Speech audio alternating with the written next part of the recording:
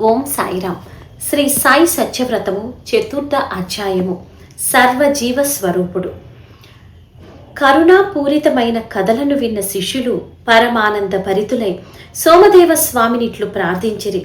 స్వామి, దయామయుడైన సాయిదేవుని ఆశ్రయించిన వారి జన్మలు ధన్యం. వారి కథలు మా మనసులలోని సందేహాలను తొలగిస్తూ ఉన్నవి, భక్తి ప్రేమలను నింపుతున్నవి. ఈ కలియుగంలో శ్రీ సాయినాథుల వారు ధర్మ సంస్థాపన, శాంతి స్థాపన ఏ విధంగా చేస్తూ ఉన్నారో తెలుపవలెనని వినయంతో అడిగిరి.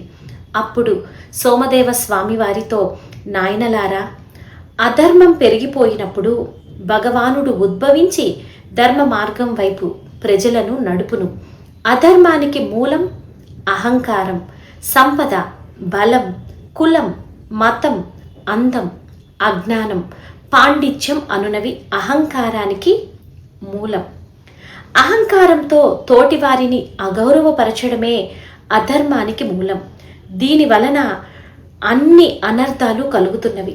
సర్వజీవులు ఆత్మస్వరూపాలని వేదాలు, ఉపనిషత్తులు, భగవద్గీత వంటి గ్రంథాలు తెలుపుతున్నవి. ఈ సత్యాన్ని గుర్తించిన వారిలో అహంకారం తొలగిపోవును. సాయి సద్గురువు భగవంతుని అవతారం. వారు ఆత్మస్వరూపులు. అందుచే సకల జీవులలో తానే ఉన్నానని భక్తులకు అనుభూతిని ఇస్తూ ఉన్నారు. తద్వారా ప్రజలు ఒకరి పట్ల ఒకరు ప్రేమ, సమభావాలతో జీవిస్తూ ఉన్నారు. దీని వలన ప్రజల మధ్య పరస్పర సహకారం, ఐకమత్యం పెంపొందుతూ ఉన్నాయి. ప్రేమ, సమానత్వం, సహకారం, క్షమ, నిబద్ధత, నిష్పక్షపాతం, ధీరత్వం, దయ అనునవి ధర్మం యొక్క ముఖ్య లక్షణాలు. సాయి కథలు ఈ లక్షణాలను పెంపొందిస్తూ ధర్మ సంస్థాపనను, శాంతి స్థాపనను కావిస్తూ ఉన్నాయి. అట్టి కథలను వివరించెదను, వినుడు అంటూ ఇట్లు చెప్పసాగెను. శ్రీమతి తర్కడ్ అను భక్తురాలు ఒకసారి తన ఇంటి వద్ద ఆకలితో ఉన్న ఒక కుక్కకు రొట్టెను పెట్టెను. అది తిని తృప్తిగా వెళ్ళిపోయెను. తర్వాత ఆమె బాబా వద్దకు వెళ్ళెను. అప్పుడు బాబా ఆమెతో, అమ్మా, నీవు ఉదయం పెట్టిన రొట్టెతో నా ఆకలి తీరి ప్రాణాలు నిలిచినవి అనెను. అప్పుడు ఆమె బాబాతో, నేను మీకు రొట్టెను ఎప్పుడు పెట్టాను?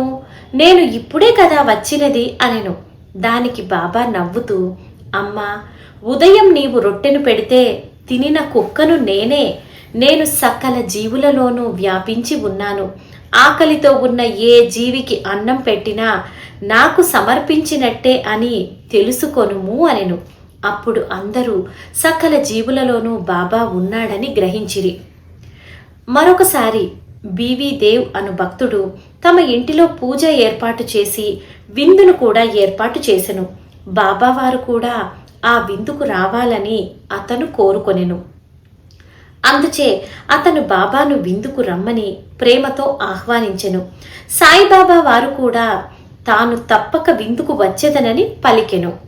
విందునాడు మధ్యాహ్నము ఇద్దరు వ్యక్తులతో కలిసి ఒక సన్యాసి దేవుగారి ఇంటికి వచ్చి భోజనం కావాలి అని అడిగెను.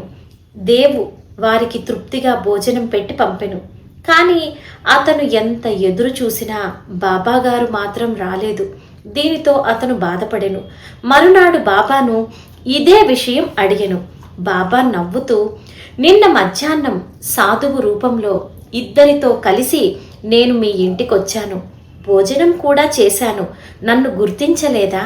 నేను ఈ షిరిడీలో మాత్రమే ఉన్నాను అనుకునేవారు అమాయకులు.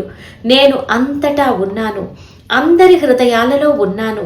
ఎవరైతే ఆకలితో ఉన్నవారికి అన్నం పెట్టుదురో, దప్పికతో ఉన్నవారికి నీరిచ్చెదరో, బట్టలు లేని వారికి బట్టలు ఇచ్చెదరో, నిరాశ్రయులకు చోటు ఇచ్చెదరో వాటిని నాకు సమర్పించినట్లే. సకల జీవులలో నేనే ఉన్నానని తెలుసుకొనుము. ఎవరైనా నీ వద్దకు వస్తే ప్రేమగా మాట్లాడుము. గట్టిగా అరవవలసిన పని లేదు. నీకు చేతనైతే సాయం చేయుము, లేకున్నా ఊరుకుండుము అని పలికెను.